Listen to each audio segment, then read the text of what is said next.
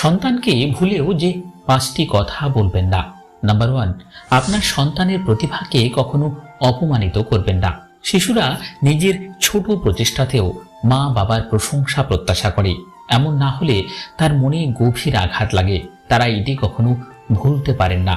Number 2, বাচ্চাদের ঘন ঘন মিথ্যে কথা বললে তারা মা বাবার প্রতি বিশ্বাস হারাতে থাকে। এর ফলে তার পুরো জীবন প্রভাবিত হয়।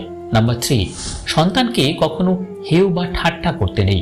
বাচ্চাদের কষ্টকে ছোট করে দেখবেন না, তখন তারা আপনার কষ্টের মূল্যায়ন করবে না।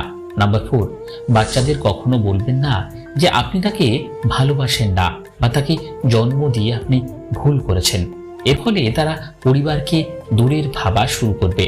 আর নাম্বার 5, বাচ্চা কোনো কাজ করতে না পারলে বা অসফল থেকে গেলে তাকে ছোট করবেন না, তাহলে সে আত্মবিশ্বাস হারাবে।